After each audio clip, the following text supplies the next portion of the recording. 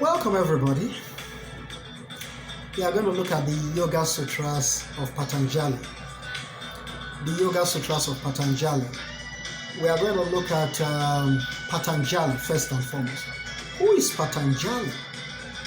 Patanjali is one of the greatest sages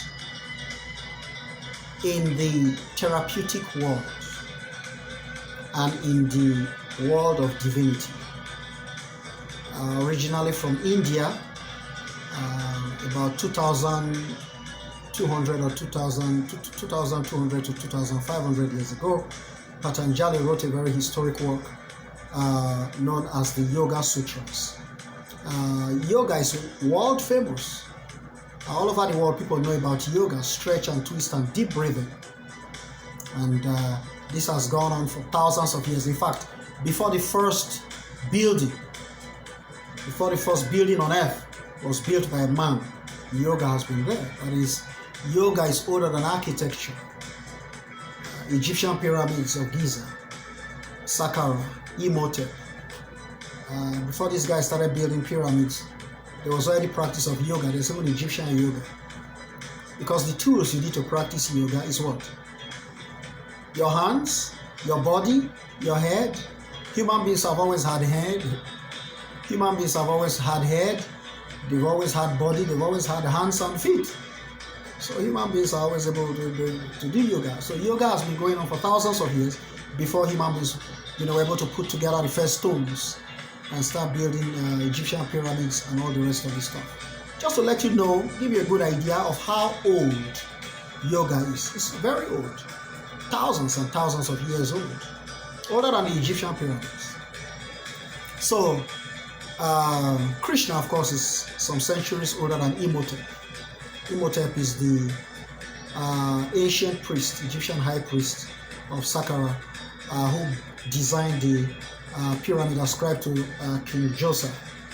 Djoser's step pyramid, which is the oldest of the pyramids. So architecture started from Imhotep.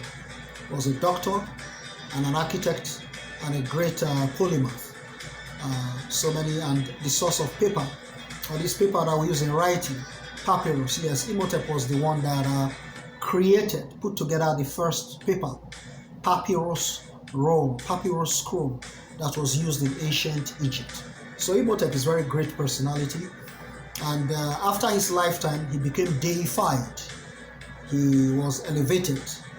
He was first made a saint and then deified to godhood. He was worshipped in ancient Egypt, and then ancient Greece, and then ancient Rome. So you might have heard about Hermes. The great Egyptian god Hermes is just a derivative of Imhotep. So very great personalities. So Patanjali is of that caliber. Patanjali is a god, but he was a Hindu. So he must have worshipped Krishna. Nothing. Patanjali will be in the class of what I call demigods. Patanjali is a very great sage, very historic personality, and he wrote this great book describing and teaching, instructing to the world what yoga is. So it's called Yoga Sutras of Patanjali, named in his honor, Patanjali Yoga Sutras.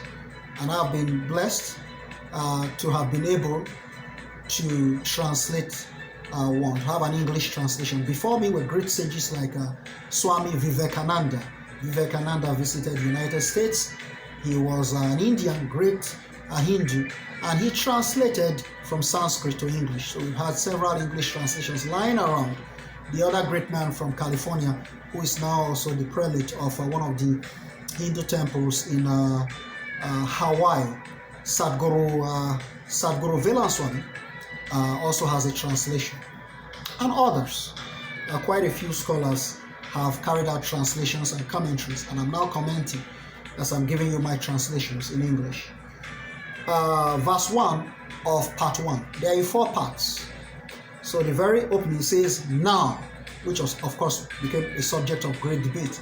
A lot of scholars have disagreed on that word now, which opens the whole business. What does Patanjali mean by now? Does it mean right now? Now can have so many meanings. I believe now means at this time I'm going to begin the instruction of yoga. That's my own interpretation of now. It's just similar to what I call now. my own understanding of now at this time, but some scholars have total disagreement with that definition. So we leave every scholar and their followers and their schools to their definition. So verse 1 says, now the teaching and explanation of yoga. 2. Yoga is the restraint of thought, the control of flowing thought, protecting it from assuming destructive or negative forms. 3. 2 is very important, so I'll take it again. Yoga is the restraint of thought, the control of flowing thought, protecting thought from assuming destructive or negative forms. 3. At that point, the seer dwells in his own natural state. 4. At other points in time, the seer is of identical form as the flowing thought. 5. There are 5 categories of flowing thought, and they are either painful or not painful. 6. They are right knowledge, wrong knowledge, delusion, sleep, and memory. 7. Right knowledge is established on straight perception, inference, and reliable testimony. 8. Wrong knowledge is false knowledge, not established on true appearance. 8. I'll take 8 again. Wrong knowledge is false knowledge not established on true appearance, but illusion on real nature. 9. Delusion is following certain communication. Delusion is following certain communication. Mere words devoid of ultimate reality. 10. Sleep is the mental activity established upon emptiness. The mental activity established upon emptiness. Voidness of other mind substances. Memory, we are on verse 11. Memory is the preservation of perceptions, not letting mental records slip away, not letting your mental impressions elude you, preserving your mental records. That's memory. 12. These flowing thoughts are restrained by practice and non-attachment or dispassion. 13.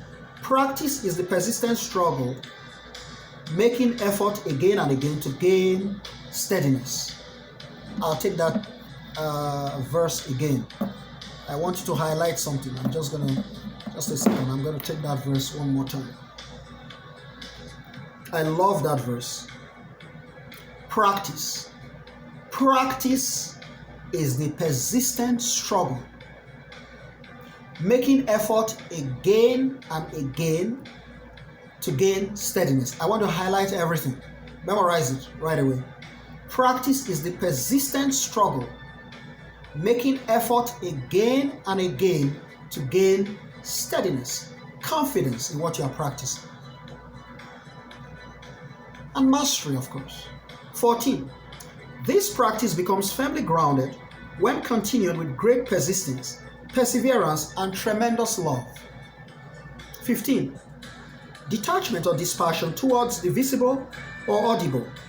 Everything seen or heard is mastery attained. 16. The highest discipline of detachment is the non-craving, which proceeds from thorough knowledge of the indweller. 17. Samadhi, the meditation known as right knowledge, is followed by critical thinking, clear understanding, perfect happiness, and the sense of I am. 18. There exists another samadhi or meditation accomplished by the persistent practice of abandonment and cessation of all mental activity,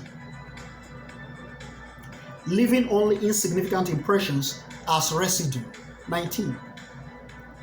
This meditation, when not accompanied by non-craving or total detachment, becomes the cause of shapeless existence and all beings who are merged in their nature. 20. For others, enlightenment comes through faith, energy, mindfulness, brilliant focus, and clear understanding. 21. Enlightenment is quite close to those who love dearly and are highly committed to their yogic discipline, training, and practice. Highlight those words. 22.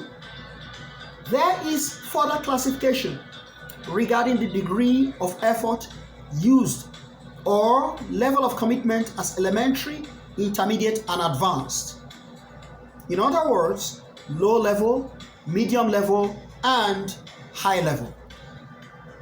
23. Or by devotion to divinity. In other words, enlightenment is very near to the faithful or devotees devoted to God. 24. God is a special universal indweller. God is a special universal indweller. Unaffected by pain and suffering, actions and their consequences, or boundless desires and lust. I want you to take a highlighter and highlight the whole of 24 completely. Definition of God by the great sage Patanjali. God is a special universal indweller, unaffected by pain and suffering, actions and their consequences, or boundless desires and lust. 25. In Almighty God, that special power of transcendental knowledge, which in others is finite, is infinite and boundless. 26. Being ageless and timeless, he is the teacher and master of even the ancient masters. 27. The voice of the divinity is Om. Om. 28. The recitation of Om should be practiced with an excellent clarity of the meaning. 29. And then self-examination and self-analysis are achieved. Also achieved is the ruin and disappearance of all negative forces and obstacles. 30. Ill health, lack of zeal, skepticism, inattention, sloth, delusion, excessive sensuality, daydreaming, and want of concentration, want of stability, and one-pointed focus are the basic distractions of the mind. These are the fundamental negative forces and obstacles. 31. Discomfort, frustration, anxiety, disordered breathing are all negatives that arise with these fundamental obstacles. 32.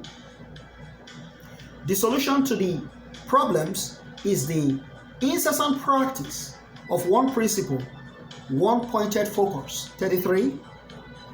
By developing affability towards joy and contentment, and sympathy towards pain and suffering, happiness towards good, and unconcern towards evil, purity of mind is achieved.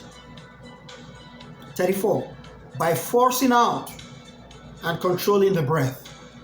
By forcing out and controlling the breath. 35.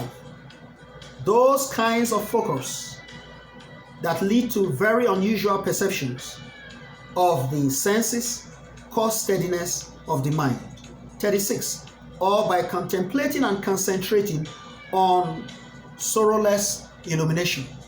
Sorrowless illumination. 37. Or by contemplating and concentrating on the mind that has abandoned all sensual desires and attachments. 38. Or by contemplating and concentrating on the understanding arising from sleep and illusion. 39. Or by contemplating and concentrating on the desirable. 40. The mind of the yogi, ever contemplating and concentrating, advances from the tiniest particle to the greatest mass. 41. When the anxieties, discomforts, and flickering nature of the mind are calmed down and kept under control. The mind becomes like a pure crystal, empowered to become one with anything that appears, the self, the mind, and the material appearance or existence. 42. There is the argumentative case in which arises the confusion of intermixing the name of a material thing, its correct interpretation, and understanding or wisdom. 43. And there is the non-argumentative case also known as without thinking. I want to highlight without thinking. You're going to discover that later. It's a huge concept, without thinking. A huge solution to the problems of humanity.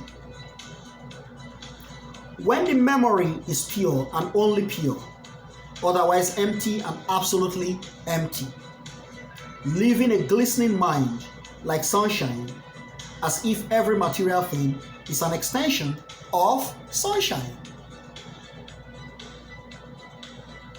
44. By this process, the contemplative and the ultra-contemplative, having the complex and complicated as material things, are also explained.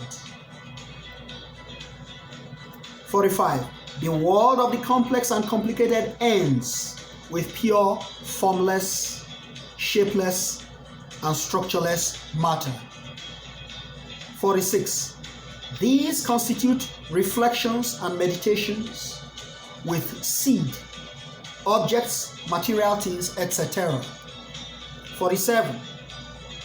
Achieving purity of the meditation without thinking. I want you to highlight it one more time. Without thinking. You'll discover why we have to do this later on as you become more and more enlightened. Achieving purity of the meditation without thinking. There is absolute clarity in the inner consciousness. In that state, divine power manifests. Divine power manifests.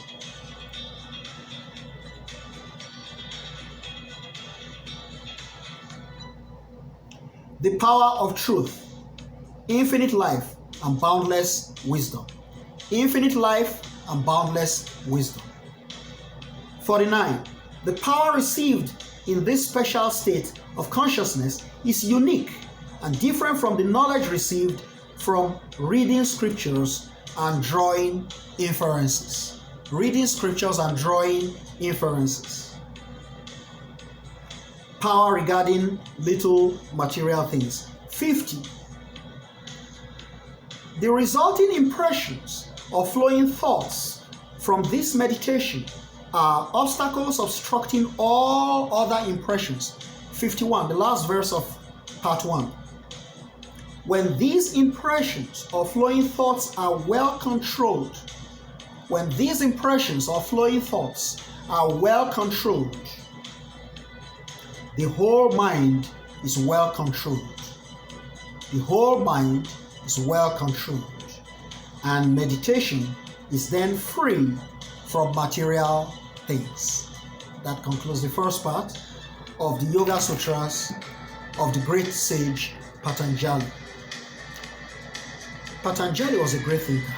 I mean, these verses are really weighty. When you go, to your private place and really sit down in deep meditation to concentrate and meditate, you become almost enlightened immediately. Because we are lucky it's in English now. We can understand English language. You can understand what they're talking about. It's body and soul. Yoga is unity of body and soul, flesh and spirit. And this world is an opportunity. Life is an opportunity to transform, to journey from the body towards the soul, from the flesh towards the spirit. And to make this journey easy, those who have journeyed before us, the great sages who found the technology, the techniques of the process, make it easy, simplifying the process of the journey from flesh to spirit. See, that's why we have all these instructions. There's a technology of spiritual accomplishment. So as you proceed, spiritual procedure, spiritual progress, there's a technology of this. You have to understand how to do it. You have to read, you have to find out, you have to discover. That's exactly why we study.